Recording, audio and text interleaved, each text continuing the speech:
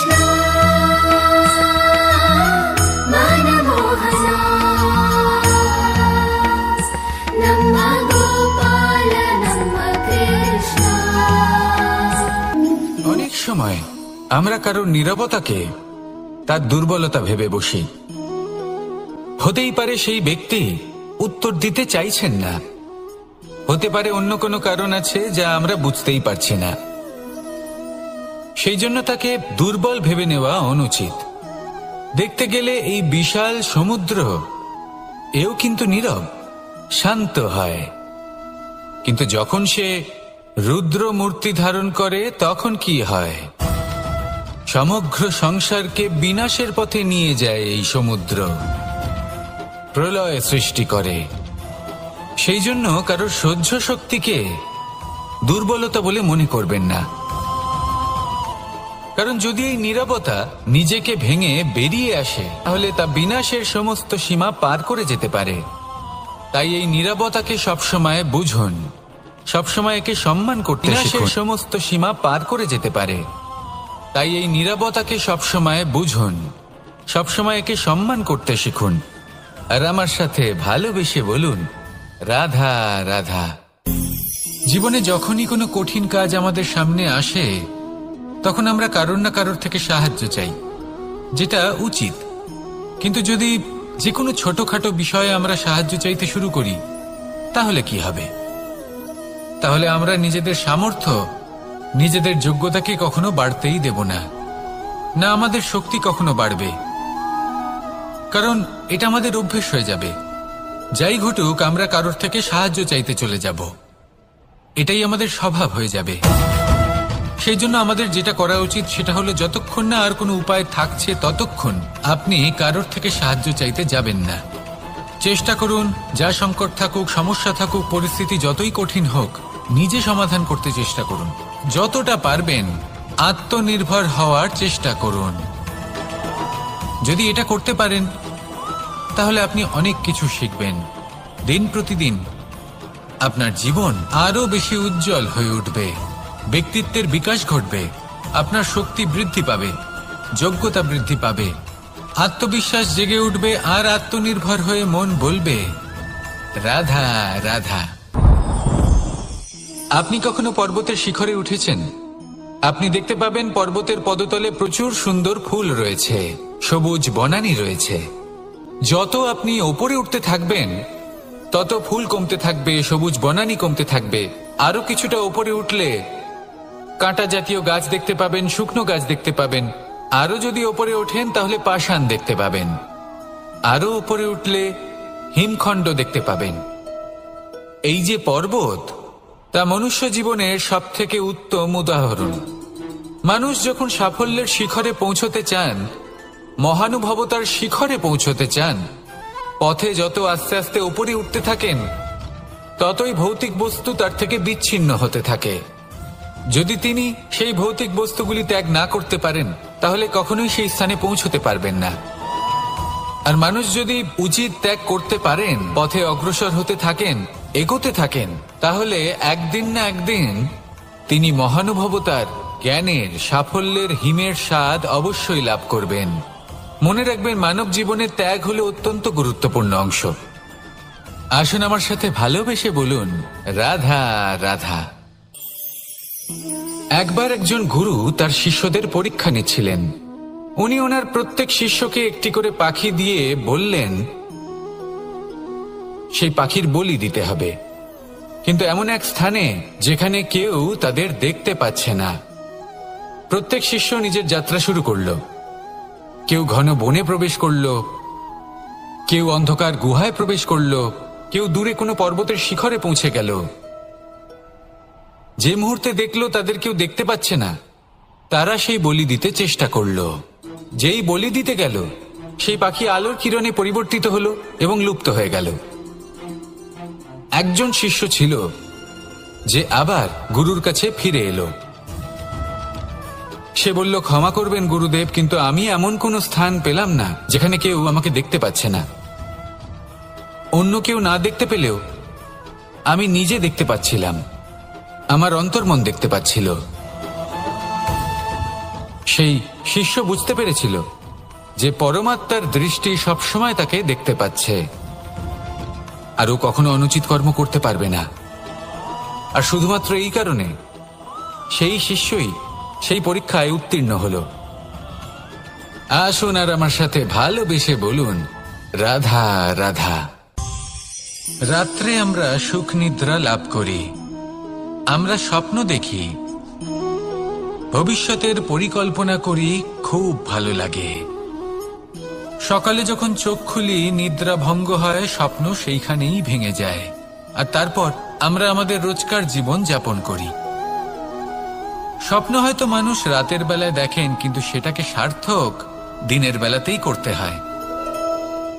রাতে মধুর বাতাসের নিচে কোমল শয্যায় শুয়ে মাতার গলায় মিষ্টি গান শুনতে শুনতে নিদ্রায় আচ্ছন্ন হওয়া, স্বপ্ন দেখা, ভবিষ্যতের পরিকল্পনা করা বড়ই সরল। কিন্তু সকালবেলায় সময় মতো উঠে সূর্যের তাপ সহ্য করে, সেই উষ্ণতা সহ্য করে সর্বাঙ্গ ঘেমে গিয়ে নিজের পথ খুঁজে বের করা, সেই পথে অগ্রসর হওয়া, বাধা বিপত্তি এসবের সম্মুখীন হওয়া, আর তারপর লক্ষ্য লাভ করা, এগুলো কঠিন কাজ। এ হলো অত্যন্ত কঠিন কাজ। যদি আপনি চান যে স্বপ্ন আপনি দেখেছেন তা সত্যি হোক, তাহলে দিনের বেলায় আপনাকে বেরিয়ে কর্ম করতেই হবে, পরিশ্রম করতেই হবে।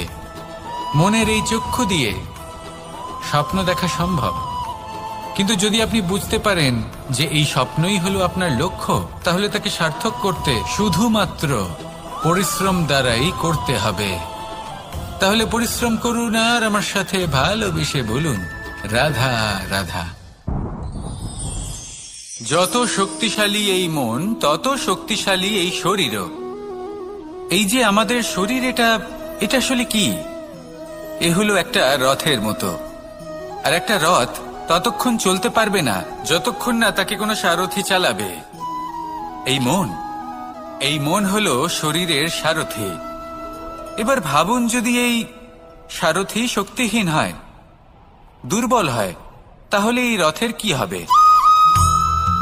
এটা উচিত পথে চলতে পারবে না, উচিত গতিতে চলতে পারবে না, মন মতো স্থানে এটা পৌঁছতেও পারবে না। সেই জন্য মনের শক্তি অত্যন্ত প্রয়োজনীয়। এবার মনের শক্তি আমরা কোথা থেকে লাভ করি? দৃঢ়তার শক্তি থেকে। এবার এই শক্তি আমরা কিভাবে বাড়াতে পারি? আমরা প্রতিদিন কিছু নতুন স্থির করি, কিছু ছোট কিছু বড়, আর যেই আমরা নতুন কিছু পূর্ণ করি, আমাদের মনের শক্তি বেড়ে যায়। আর যদি পূর্ণ না করতে পারি, মনের শক্তি কমে যায়। একটা দেওয়ালের মতো ছোট ছোট ছোট ছোট শিলা আমরা একটার পর একটা স্থাপন করে একটা দেওয়াল তৈরি করি। এতগুলো পাথর যখন একত্রিত হয়ে যায়, তখন এমন এক দেওয়াল তৈরি হয় যাকে ভাঙা প্রায় অসম্ভব হয়ে দাঁড়ায়। সেরকমই হয় মন এবং দৃঢ়তা। ছোট ছোট কাজ করে নিজের লক্ষ্য পূর্ণ করুন। এই লক্ষ্য যদি পূর্ণ হয়, তবে মনের শক্তি বাড়বে। কিছুটা এইভাবে যে যত বড়ই বিপদ আসুক না কেন, সেই বিপদ নিজে হার মেনে নেবে, কিন্তু আপনার মন ততটাই শক্তিশালী থাকবে। তাই মনের শক্তি বাড়াতে থাকুন, যাতে আপনি উচিত পথে চলতে পারেন, উচিত গতিতে চলেন, আর মনোবাঞ্ছিত স্থানে পৌঁছতে পারেন। তবেই এই মন প্রসন্ন হয়ে বলবে, রাধা রাধা। আজ আমরা দুই ধরনের ব্যক্তির বিষয়ে কথা বলবো। প্রথম জন হলেন যে প্রয়োজনের থেকে অনেক বেশি পরিমাণ ধন উপার্জন করে থাকেন। তার কাছে ততটা ধন থাকে যতটা তার প্রয়োজনও নেই, তারপরেও আরো ধন উপার্জন করতে চেষ্টা করতে থাকেন। সকল সম্ভব চেষ্টা করেন, সকল সম্ভব কর্ম করেন, তা সে উচিত কর্ম হোক বা অনুচিত, তাতে তাদের কিছুই যায় আসে না। তারা শুধুই এই সংসারের সকল সুখ ভোগ করতে চান, সকল স্বাচ্ছন্দ্য লাভ করতে চান। আজীবন তারা প্রচেষ্টাই করতে থাকেন। এবার এই করতে গিয়ে তারা ভারাক্রান্ত হয়ে সমস্যার সম্মুখীন হন। এনাদের সমগ্র জীবন এই চেষ্টাতেই চলে যায়, জীবন যাপন করার বদলে।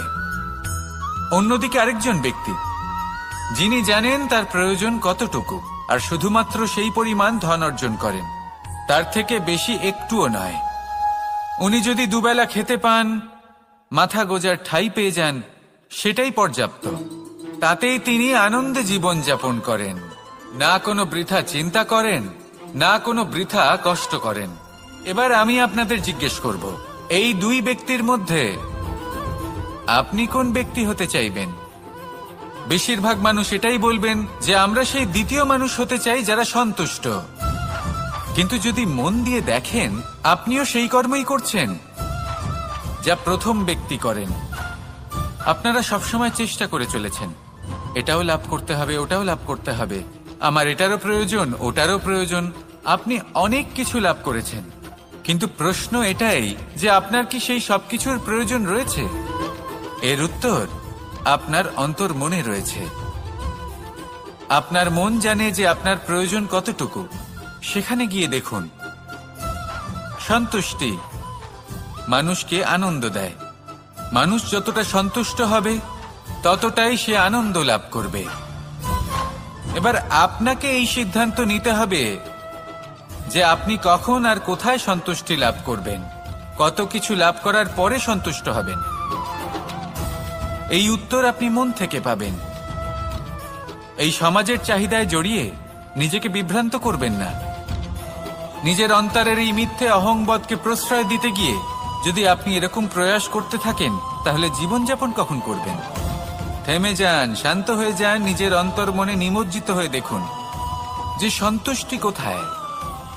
এই সন্তুষ্টি লাভ করুন। এই মন প্রসন্ন হয়ে বলবে, রাধা রাধা। কখনো কোনো বাগানের কোনো বৃক্ষকে দেখেছেন যেখানে সুগন্ধি ফুল থাকে, রসালো ফল থাকে? তখন মন প্রফুল্ল হয়ে ওঠে।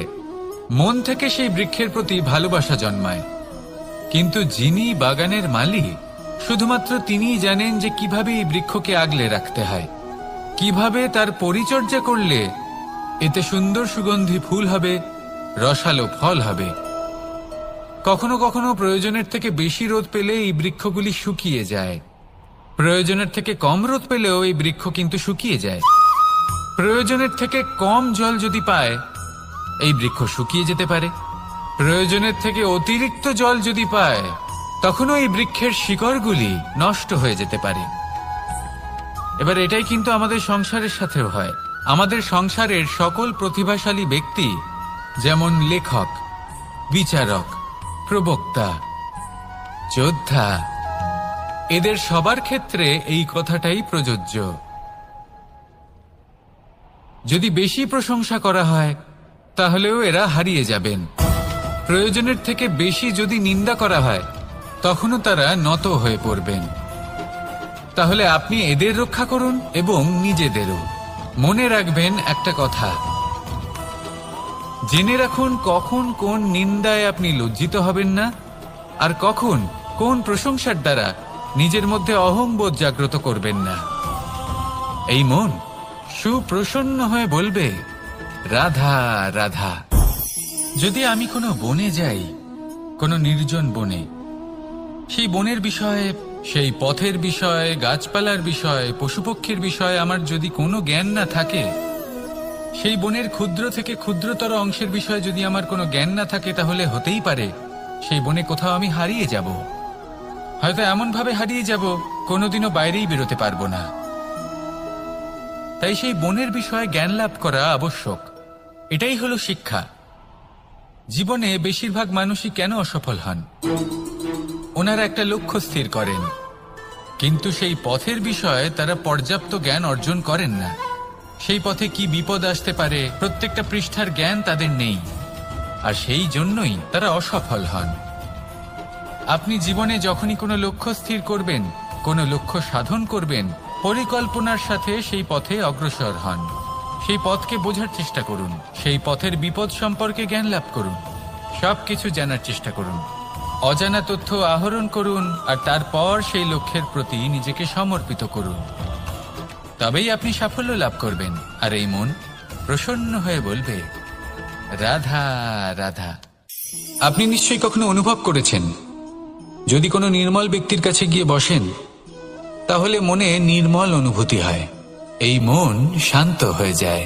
সেইখানেই কোনো দুশ্চরিত্র মানুষের কাছে গিয়ে বসলে এই মন বিচলিত হয়ে যায়। কারণটা কি? কারণ যে ব্যক্তি নির্মল মনের, তিনি সবার মধ্যে নির্মলতা ছড়িয়ে দেন। আমাদের অন্তরে যা থাকে আমরা সেটাই সবার মধ্যে বিতরণ করি।